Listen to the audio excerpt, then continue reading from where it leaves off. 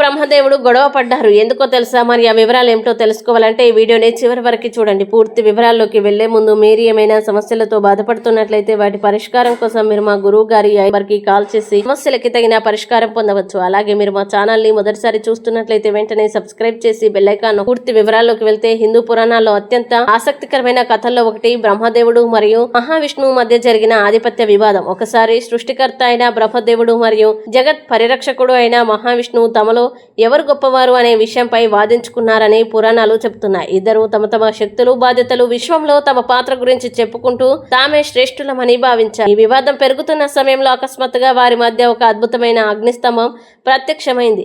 అది ఆకాశాన్ని, పాతాళాన్ని తాకేంత అనంతంగా కనిపించింది. ఆ అగ్ని జ్యోతి ఎక్కడ మొదలై ఎక్కడ ముగుస్తుందో ఎవరికీ అర్థం కాలేదు. ఇదే తర్వాత కాలంలో శివుని జ్యోతిర్లింగ స్వరూపంగా ప్రసిద్ధి చెందిందని పురాణాలు చెబుతున్నాయి. అప్పుడు ఆ అగ్నిస్తంభం యొక్క ఆది అంతం కనుగొనమని ఇద్దరు నిర్ణయించుకున్నారు.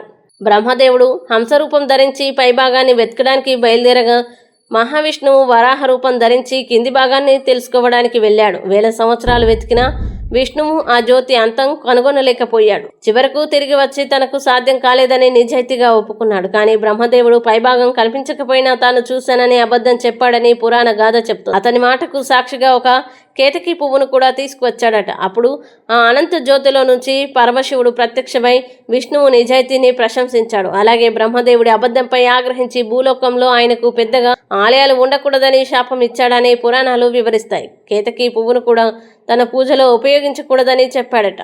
ఈ కథలో దాగి ఉన్న సందేశం చాలా గొప్పది. ఎంతటి జ్ఞానం, శక్తి ఉన్నవారైనా అహంకారానికి లోను కాకూడదని, సత్యం ఎప్పుడు గెలుస్తుందని ఇది బోధిస్తుంది. అలాగే పరమాత్మ అనంత స్వరూపాన్ని పూర్తిగా తెలుసుకోవడం ఎవరికీ సాధ్యం కాదనే ఆధ్యాత్మిక భావనని కూడా ఈ కథ తెలియజేస్తుంది. మొత్తంగా విష్ణువు, బ్రహ్మదేవుడు మధ్య జరిగిన ఈ వివాదం కేవలం గొడవ కథ మాత్రమే కాదు, వినయం, నిజాయితీ, దైవ మహిమను గురించి గొప్ప సందేశాన్ని అందించే పురాణ గాథగా నేటికి భక్తుల్ని ఆకట్టుకుంటుంది. ఈ వీడియో మీకు నచ్చినట్లయితే లైక్ చేయండి, మీ స్నేహితులతో షేర్ చేయండి.